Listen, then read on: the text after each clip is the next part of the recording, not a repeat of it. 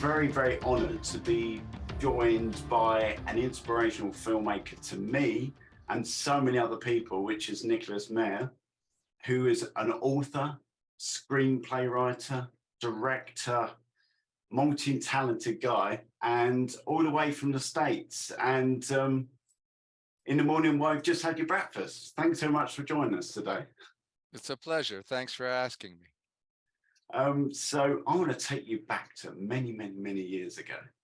When can you remember, did you get your love of cinema and the big screen and wanting to be a director? Well, it's a little strange to confess, but I was born about 4 months after the end of World War II. I was talking to somebody the other day in a doctor's office, and I said, D-Day is coming up. And she said, "What's that?" And I was in shock and she was, I think she was around 40, didn't know what D-Day was. I was keeling over. Anyway, all of this is a long-winded introduction to the fact that I didn't grow up with a television. We didn't have a television, 1945. So when I was first taken to a movie was in about 1953. I think I was about 8 years old. And the movie was The Beggar's Opera with Laurence Olivier as Captain McKeith and Stanley Holloway as Mr. Lockett and Hugh Griffiths. And I loved this movie, and I fell in love with movies. I fell in love with Laurence Olivier. And that was my first exposure to movies. Actually, I had what is psychiatrically known as a counterphobic reaction. My father, being a shrink, explained this to me, namely that I was so frightened by the movie that I ran out of it screaming in the middle, but then became fixated on what had frightened me so badly.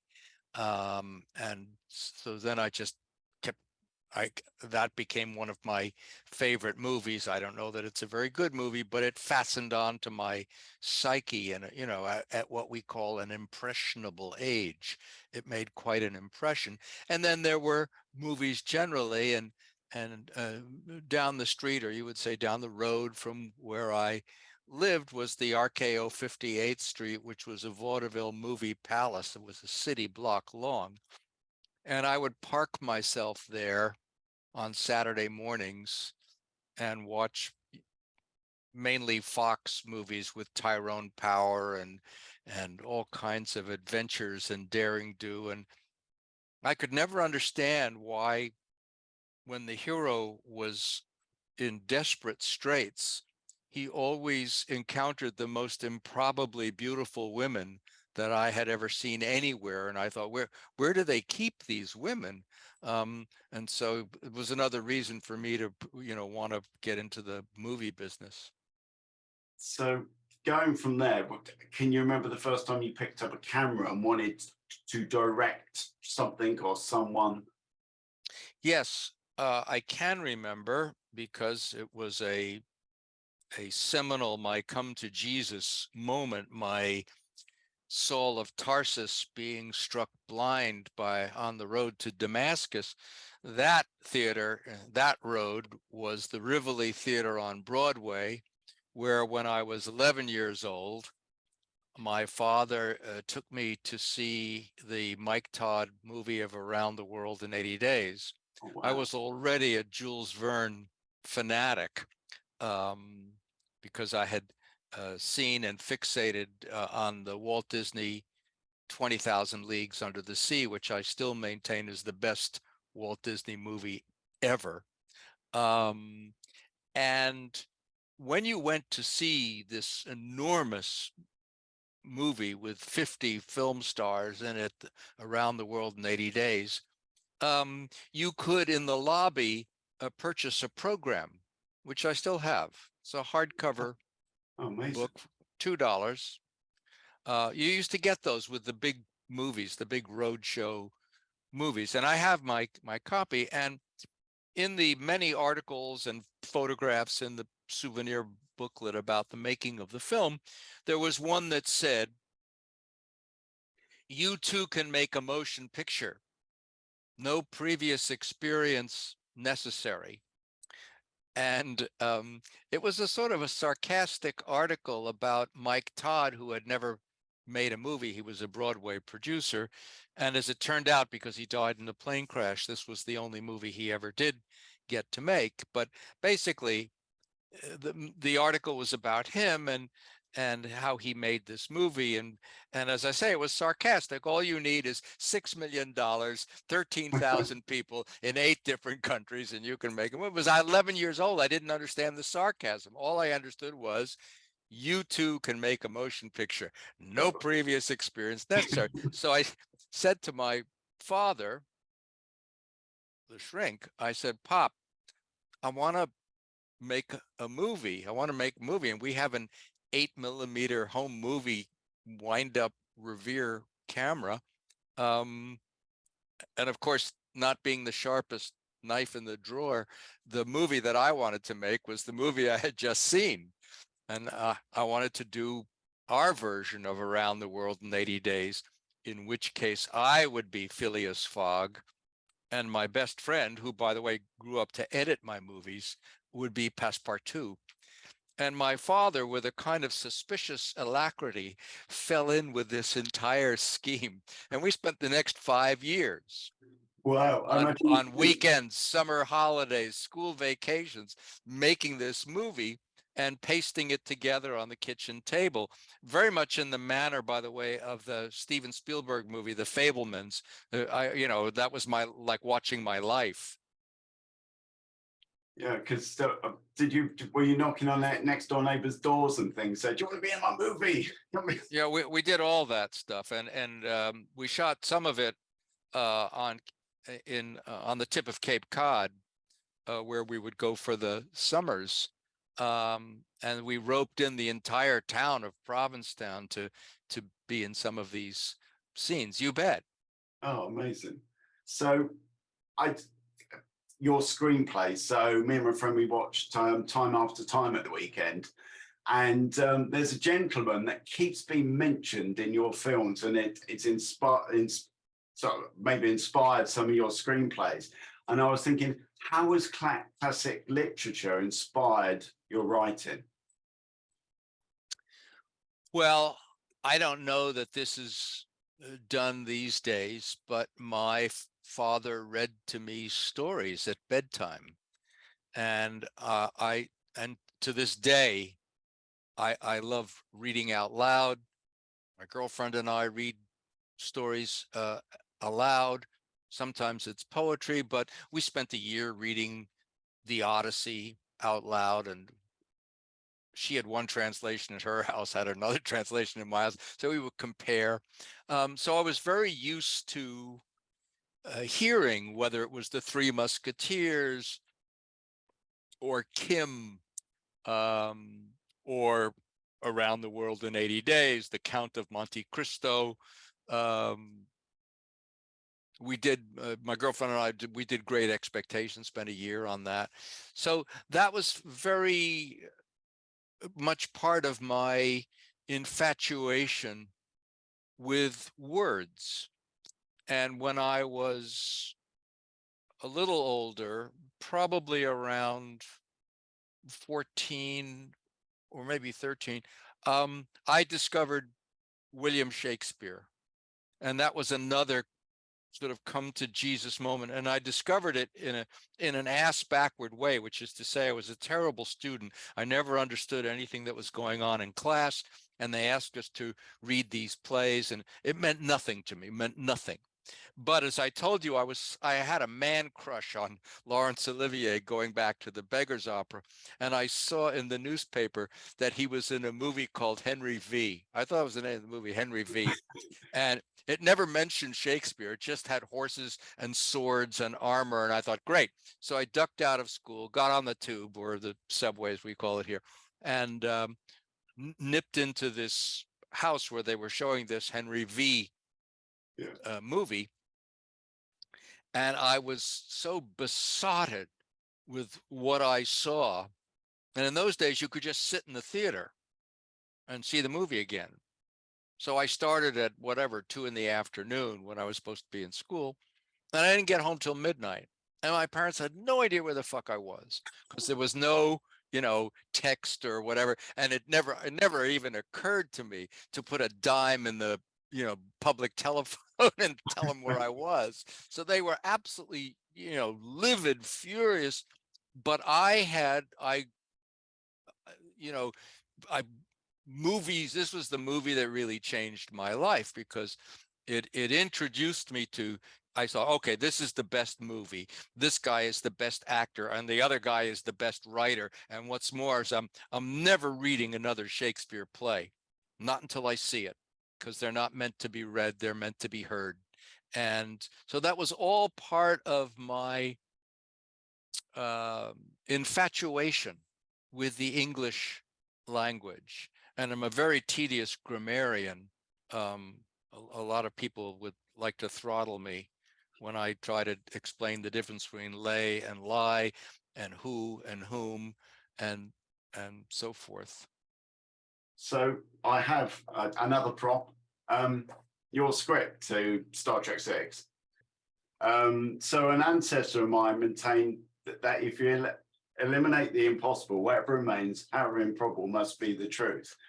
And I was sat there the other day watching a Jeremy Brett Sherlock Holmes, and I suddenly got the linkage. I think I sent to you that Spock goes full Sherlock, and I suddenly realized the genius of this script. Oh, thank you for the word genius. Yeah. But in the sense that I thought, I'm watching a Star Trek Sherlock Holmes episode in some respect of solving a mystery and the clue. Correct. Things. Yes. But I never got that. I loved the film when I was growing up, but I never got that until recently. I thought, yeah, I can see where you were heading with that. So how has Sherlock Holmes influenced your life? Because obviously with the...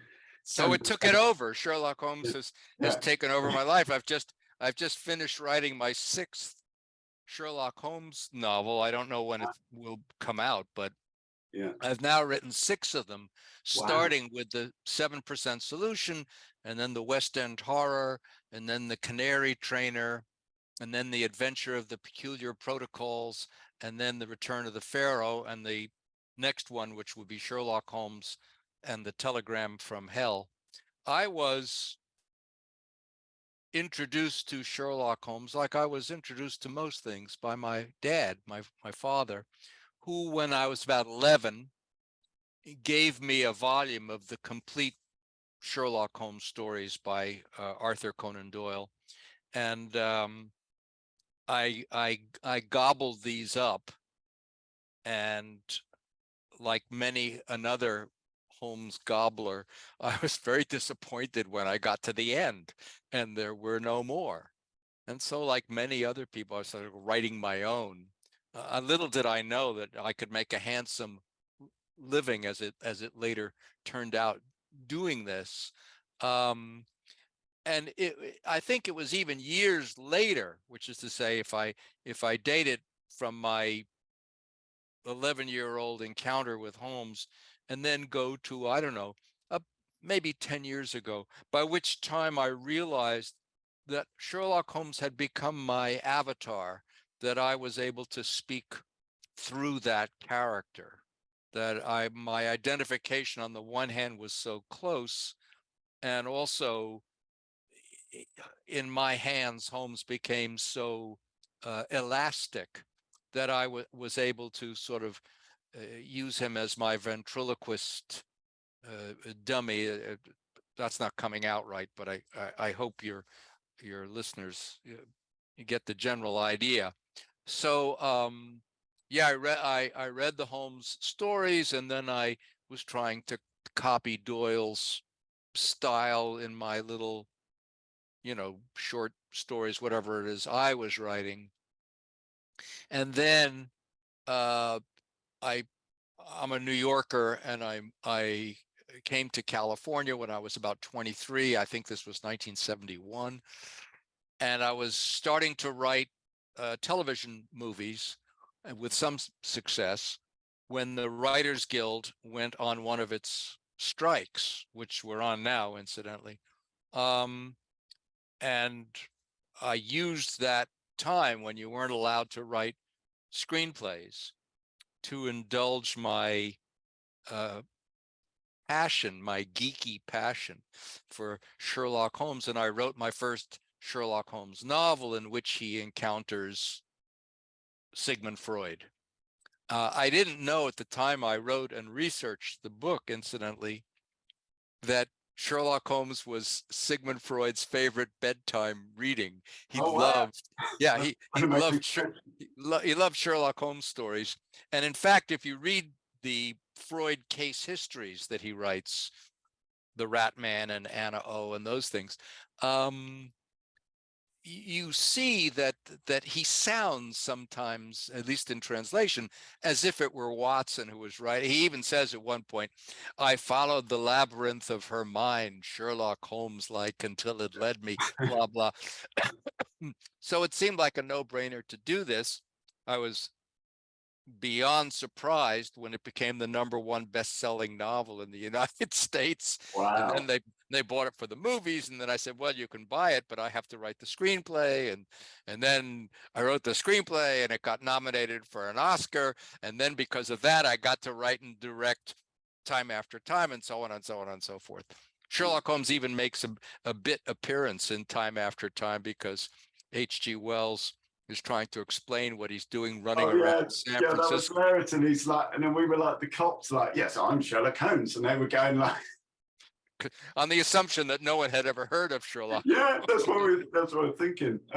But I'm gonna take you back to, I call this the barbecue story. And the reason why I call this the barbecue story, I just remember it was in your book, the view from the bridge, of how you got involved in Star Trek 2. And I think it was at a barbecue that somebody gave you some advice, but I thought it'd be good for you to, if you could tell us the tale of how that happened.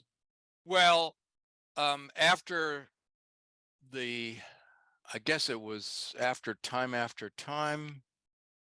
I can't remember the exact order of things, but there was a Canadian novel by an author named Robertson Davies called Fifth Business.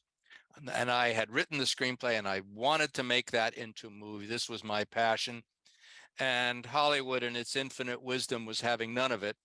And I was sort of saying, well, if you're not making that, I'm not doing anything. And I just sort of sat up in my home uh, like a spoiled brat, I guess.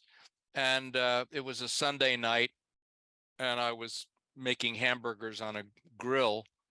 And a friend of mine, a childhood friend who actually was by this point an executive at Paramount, was sharing hamburgers with me.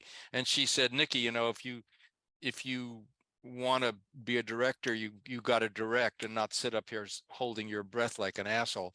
Um, I think you ought to go down and meet Harv Bennett at Paramount. He's in charge of the next Star Trek movie, and I think you guys would get along. And I said, Star Trek, is that the one with the guy with pointy ears where they're all running around in pajamas? And she said, you're such a snob. Why don't you just go and meet the guy? You might like him. Yeah. So, yeah, if this had been said to me by my mother, I, probably wouldn't have taken it seriously, but this was somebody that she was a peer, and so I went and I met Harv Bennett, and we drank a couple of beers in his office, and I liked him.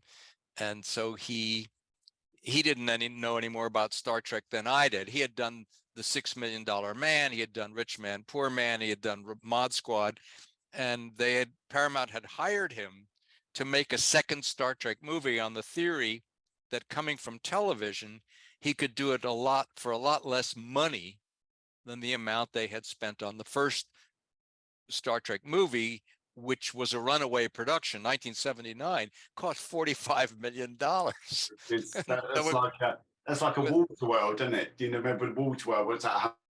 Yes, it was Waterworld before Waterworld, but the only difference 180. was that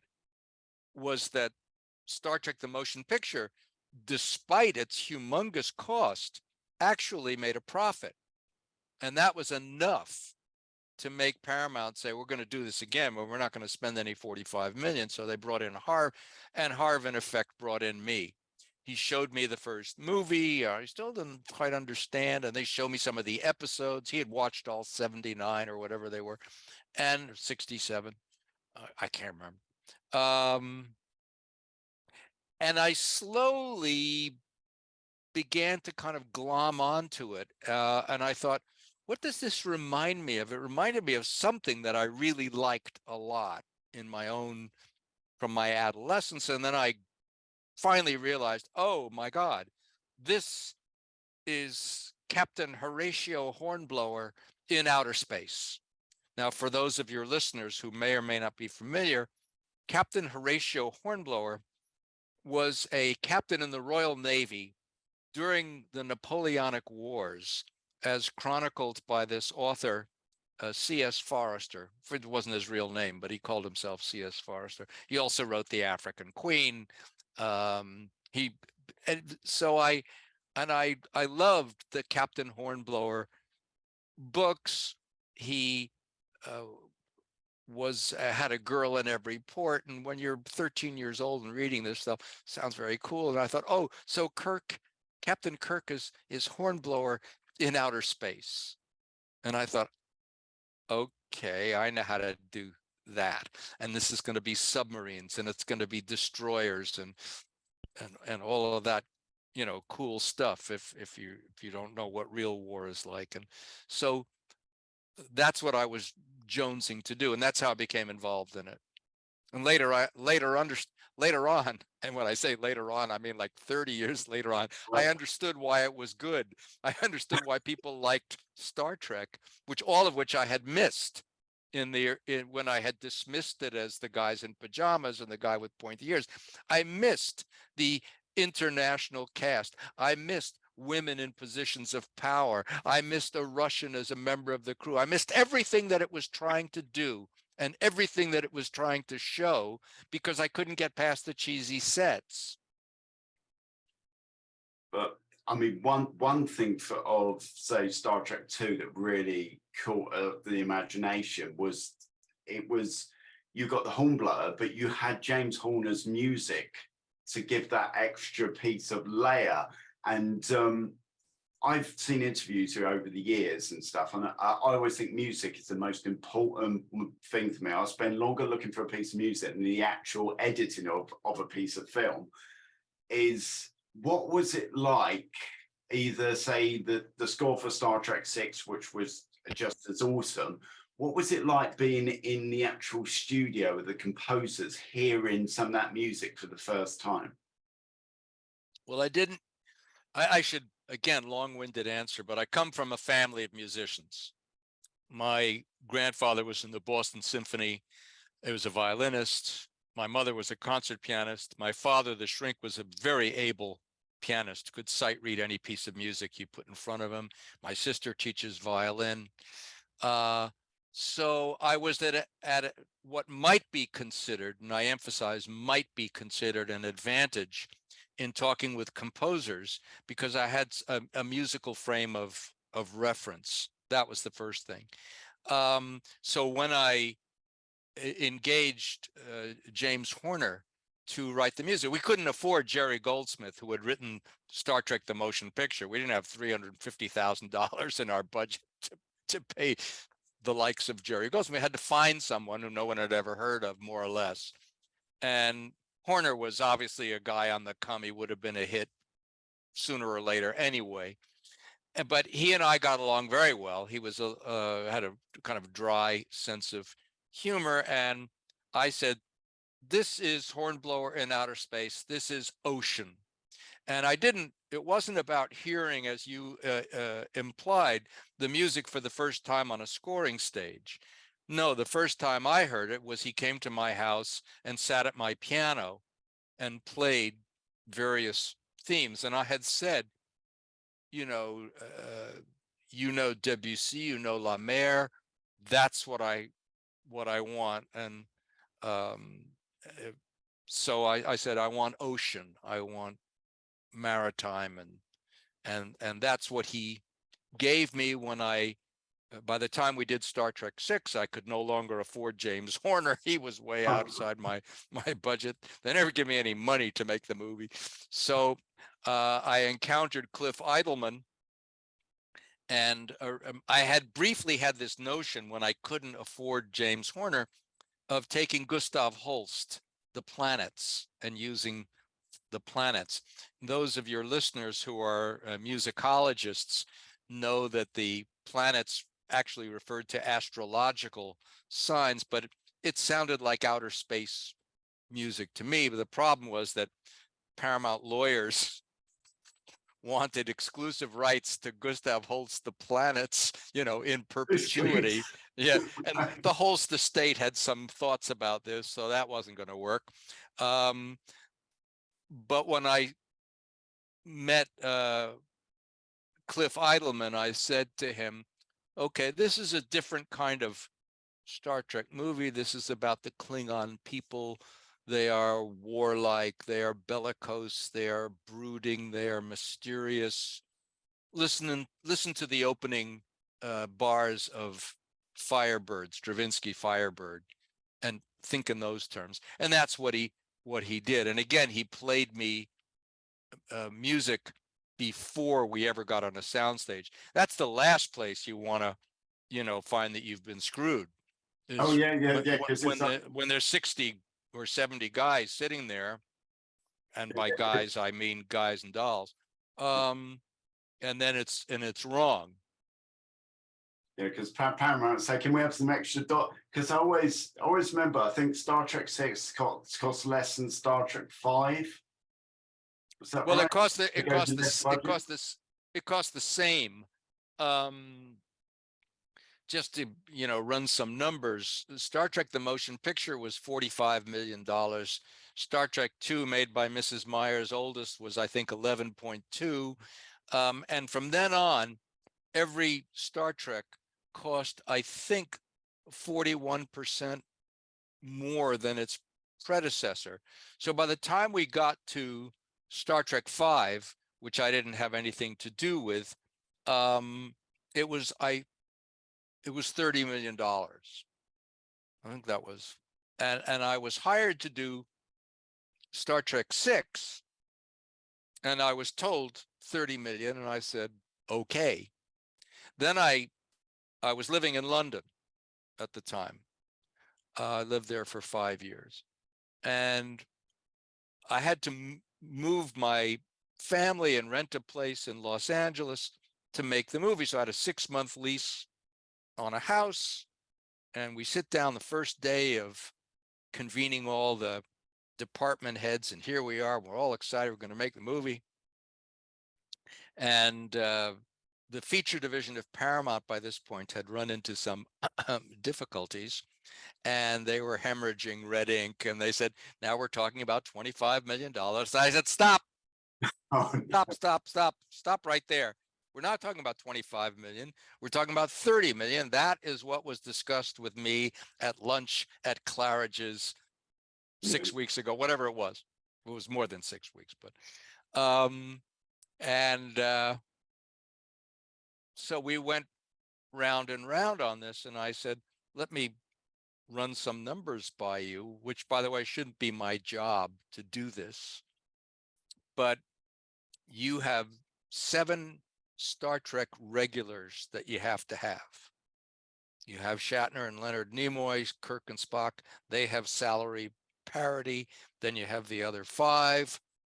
This is something like $14 million right there before you've done anything else. Then you've got $4 million in special effects, and you've got $2.5 million in post-production or music. I can't remember, but you're already up to $20 million. I said, where's the movie? Where's the movie? Yeah. So they said, I'm not making this up. They said, would you excuse us for just a minute? And they all went into another room, and Leonard and Harv wasn't part of Star Trek 6, but Leonard and Ralph Winter and Steve Jaffe we just sat there kind of looking at each other, and they come back and they say 27.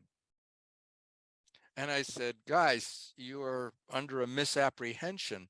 I am not negotiating with you. I'm giving you information. Anyway, it's a long went on and on and on. And eventually, yes, we did it for the same price as 5, which is what I said Well done. yes to originally before they, but I'm sitting there and thinking, oh my God, I've got a lease on a house that I've just paid for. I brought my wife and 2 daughters, and there we are, and suddenly there's no movie. Oh, that's amazing. One question I asked all my friends, I'm saying, I'm interviewing Nicholas Meyer today. I said, what question should we ask him? And they always wanted to ask this same question. Now, I must admit, before this meeting you today, I was a bit nervous. Somebody I've inspired me to get into filmmaking and things. And I suddenly thought about this. I thought, when you work with Tom Hanks, Gene Hackman, William Shatner, Leonard Nimoy, what is it like directing an established star?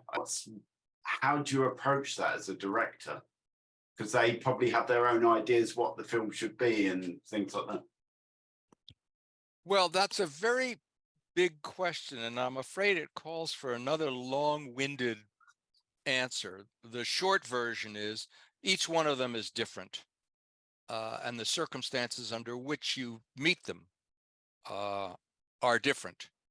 When I met Tom Hanks, I think it was fair to say he was not yet the most humongous star. He'd made a couple of movies. I'd made a couple of movies. We were more or less in the same place. And also, he is a very genial person. I was very lucky with Pierce Brosnan when we did The Deceivers. We've been friends, close friends, ever since. Wow. It's also true that I come from a different background.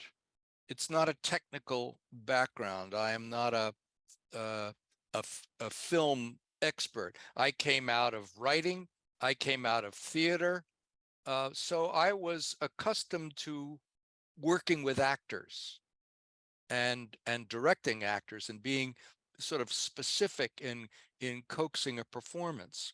In a lot of movies and a lot of movie making, certainly, in more recent times, directors don't direct the actors. The actors have to be sort of accustomed to directing themselves and figuring it out. The directors know about CGI, the directors know about special effects, but actually shaping a performance. And when I worked with Shatner and Nimoy and the Star Trek actors, they were accustomed to being directed to some degree. They had worked as a sort of a repertory company, if you like, for years. And whatever they felt about the roles or whatever they felt about each other, they were professionals and they understood how it worked. I did not get along with Gene Hackman for whatever combination of reasons. That was a very different experience. I think that, speaking for myself, I assume that if you get a chance to make the movie or be in the movie, that you want to do it and that you feel lucky to be doing it. And I expect people to know their lines and show up on time and be happy to be there. That isn't always the case. And you don't know at what point you're encountering various people or what point they're encountering you. When I made Star Trek II, The Wrath of Khan, we had cast Ricardo Montalban, who had played Khan in the original television episode called Space Seed. And it was Harv Bennett's idea to bring him back as and make him the key villain, which is what I wrote for him. And he was the one actor that I didn't get to rehearse with. I like to rehearse. You don't want to over rehearse, because the camera, if you sort of lose the spontaneity, my worry is that the camera sees it, but enough so that the actors know each other and they get to know the director a little bit. They all want to know one thing: is he crazy? Am I going to live? Do I have to pull the boat over the mountain? And so forth. The Star Trek cast, as I intimated, they knew the drill. They've had lots of different directors over the years, but just enough rehearsal to understand how it's going to work, what this was going to be. And that frees you up so that when you get on the set and the meter is ticking, you're in a way free to fool around a little bit, because you're not feeling your way in the overall sense. However, I did not get to rehearse with Ricardo Montalban because he was shooting his television series. So all I got to do was have lunch with a very courteous, very polite, somewhat regal character, courtly, let's say, more than regal, courtly. And so neither of us were sort of giving away much. And all I was able to do was give him a copy of Moby Dick and say, read this and you'll get the idea. But when he showed up the first day, that was all the farther we knew each other. And he showed up in full get up, full drag, the whole thing. That's his real chest. Yes, we can dispense with that question. So we started with this scene, which is a 6-page scene, more or less a monologue about why he's so angry. And we blocked the scene, and he was letter perfect. But he screamed the whole thing at the top of his lungs. He screamed it. And I'm thinking, wow, this is only the second movie I've ever directed. This guy is very big and very strong, and he's got more credits than I have, inches to my body. What will he say or do if I try to tell him something? And I really wasn't sure. We didn't know each other. And what happened was, I said, oh, okay, well, we've got the general thing here. Let them do their lighting, and let's go into your caravan and have a little conversation. We talk about interpretation. And he said, oh, okay. So we sat down, and I said, Laurence Olivier once said, Laurence Olivier, my North Star, he said, an actor should never show an audience his top.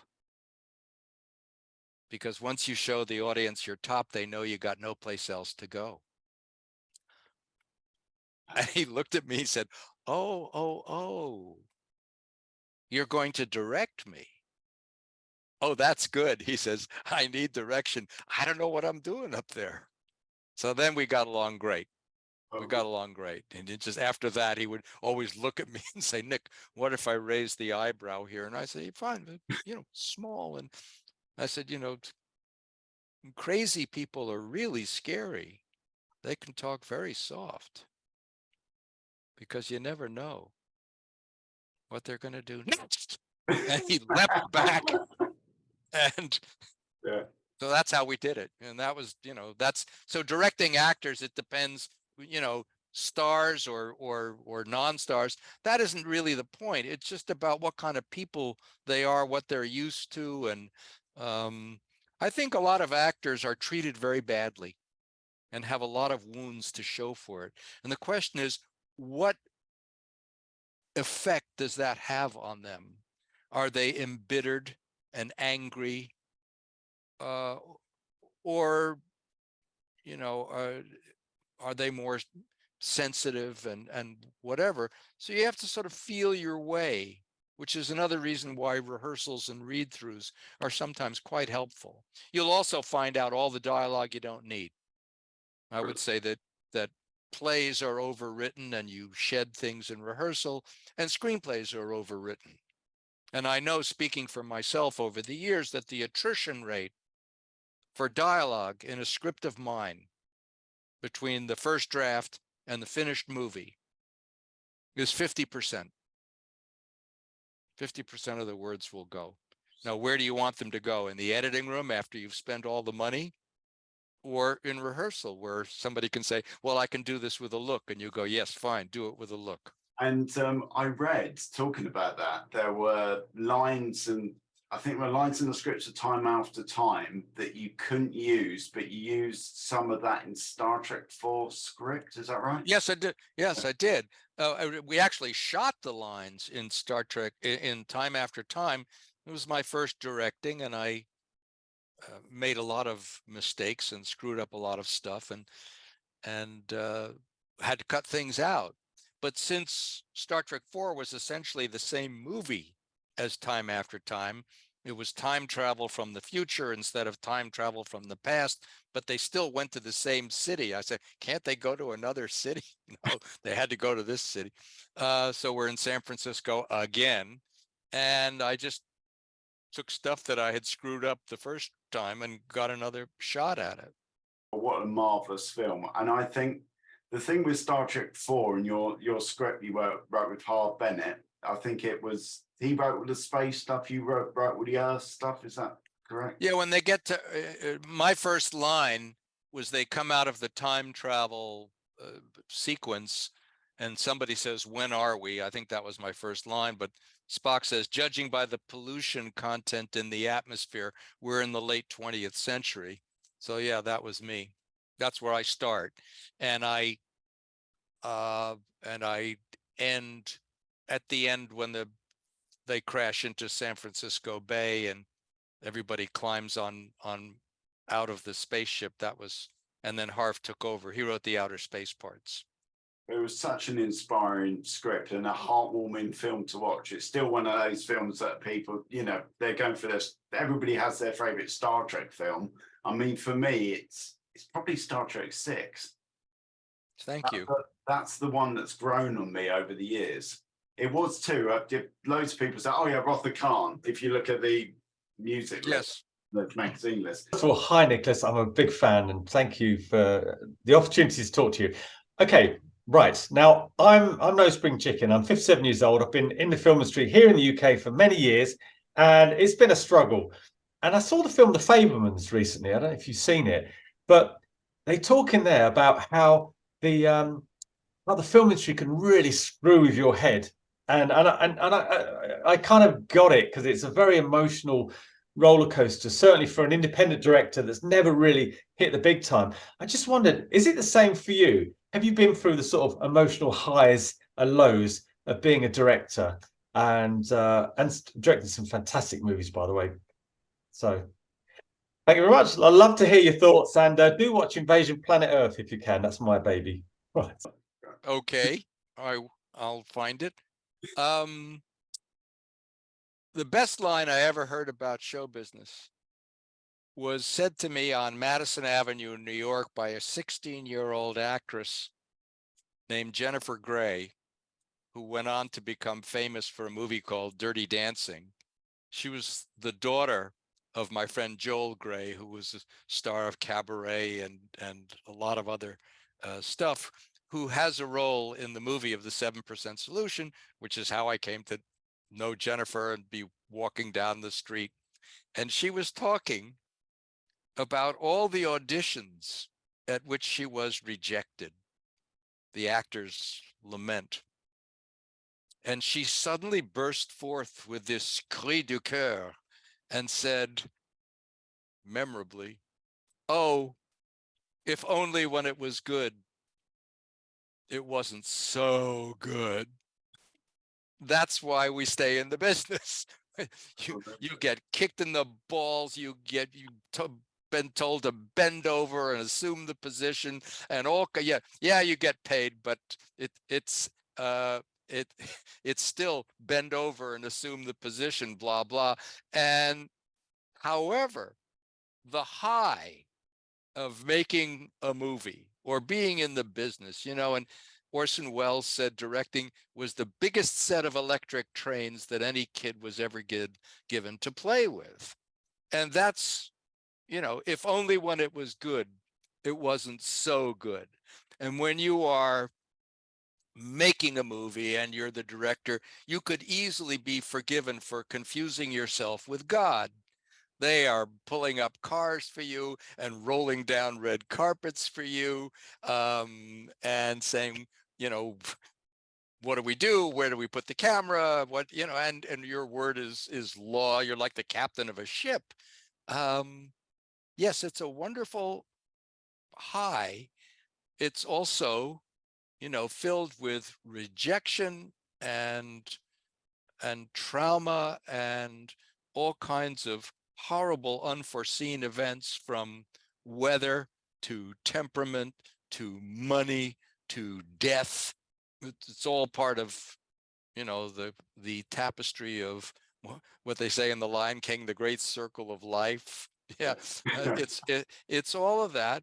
But there are moments that are so intoxicating that happen, either while you're making the movie, while you're editing the movie, when you release the movie, when you're taking your bows, whatever, that you just, you sit in the back of the theater and the audience is laughing or gasping at what you did, and you remember doing it and the fun you had. When I wrote my memoir, The View from the Bridge, I think somewhere it says, this is not a scorekeeping memoir. In my time in the movie business, I have met some perfectly dreadful people, really awful, but they're in the minority. Mainly what I've encountered are the most wonderful, the kindest, the most generous, the most creative, the most supportive people you could hope to meet. And they all kind of ran away to join the circus the way I did. I can't remember your question, but that's my answer. Yeah, no, that's an amazing answer. So my next guest is Eloise Abbott, and she's a makeup artist. I worked with her 10 years ago. Quite a nice story. She was a student. I think they did like work experience. I filled out some reports. She went off. She worked at Pinewood, worked on some Star Wars things. And then she came back, she's teaching makeup. I always remember that scene in Star Trek 6 with all those Klingons in the fort. But if you didn't have makeup artists, it wouldn't look that good. Well, what's interesting is that movie making is a collaborative art. You better like people, you better like working with them. And it's a little bit, if you're a director, like being the conductor of an orchestra. You better have a working knowledge, maybe superficial, but it has to be a working knowledge of what every instrument does, what woodwinds do, and not just woodwinds, what flutes do as opposed to oboes and so forth. So when you're making a movie, you have to know about the camera, you have to know about editing, you have to know about the script, you have to know about actors, you have to know about props, you have to know about sets, and for sure, you have to know about makeup. And makeup has changed a lot since the early days of film, to the point now where, for better or worse, the use of computers and CGI, you have no idea what is real and what is not, and you can make people look like anything or anyone. When I was making Star Trek 6, to use your example, talk about the Klingons, you definitely had to figure out how long it took to get 100 or more Klingons in and out of photographable makeup. And the question is, by how close are you going on this one, and how close are you going on that one? How detailed does the makeup have to be? And then what is it that the actor who's playing, or well, Christopher Plummer, who's, you know, one of the greatest actors of the 20th and part of the 21st century. He died recently. But I hired him to play General Chang, the Klingon heavy, I guess you call him in the movie. And I hired him because I listened to him. I you know, loved watching him as an actor. And then I bought a Chandos CD of him reciting verse from Henry V, or as I now know to call it, Henry V. And I thought, great, Christopher Plummer will play Chang, a Shakespeare spouting Klingon. And he fell in with this idea, but he was very particular about his makeup. He wanted to have some facial expressions that could still register. And so we had a lot of discussions with the makeup artist about sort of adapting the sort of Star Trek Klingon approved makeup, and still leave him enough mobility in his face. That was, you know, key. And you have to, again, know how much time he can stand to be under that. You know, and at one point he came up to me and he said, "Boss, it's been 8 hours." And I said, "Right, we're wrapped." Because I didn't want an unhappy actor. By the way, I want to come back to something. This is not about makeup, forgive me, but we were talking about James Horner and Hornblower. Yeah. And I just wanted to say that my equating Hornblower with Kirk, when I mentioned this to Bill Shatner, he said, "Oh yes, that was Gene Roddenberry." Also said it was Hornblower. And later, when I watched the movie of Captain Horatio Hornblower, it's a Raoul Walsh picture with Gregory Peck, and an English composer named Robert Farnham composed the music. If you listen to the music for Hornblower, you'll hear the Star Trek bugle call, fanfare. That I said, yeah, well, Roddenberry really liked Hornblower. Oh, amazing. But anyway, I hope that answers that question. That's fabulous. Just one last thing. You continue to inspire filmmakers in the world of Star Trek. I mean, I watched Star Trek Picard season 3. Don't know if you've seen it, but there's loads of cues to the films in there. How does that feel to inspire the sort of the next generation of filmmakers? It feels great. It feels nice to know. I think all artists somewhere, whether they will acknowledge it or not, acknowledge it to themselves or acknowledge it to anybody else, who knows, would like to be remembered. First of all, we'd all like to be remembered.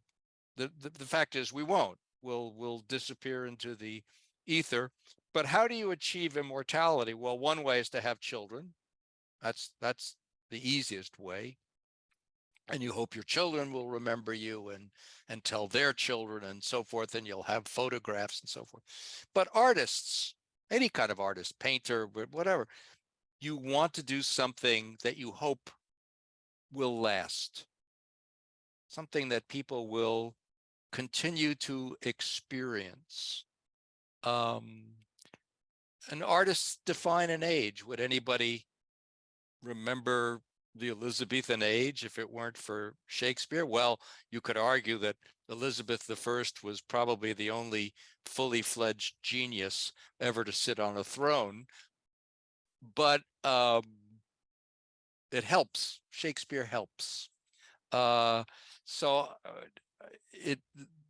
fantasies that we have, the ambitions, as I say, whether we articulate them to ourselves or to anybody else, may seem grandiose and absurd, but somewhere, certainly in my case, you hope that you make something that lasts.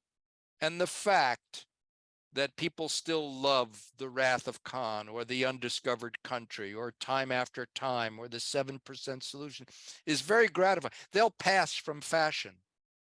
At a certain point, there will be a, people got tired of saying that Citizen Kane was the best movie, and they somehow moved on to Vertigo. I'm not sure how that works, but if you wait long enough, by the way, Citizen Kane will come back into fashion. And if I wait long enough, or my grandkids wait long enough, then maybe people will rediscover The Wrath of Khan after having outgrown it for another 25 years. It's the ebb and flow of artistry. Right now, I'm lucky. I'm living long enough to see my influence. And that's a lot of fun. That's sweet. Amazing. Well, thank you very much for your time today, and hope you have a good rest of the day. And yeah, whatever you do the rest of the day, have a great time. Thank you. Going to work. Thank you. Oh, yeah.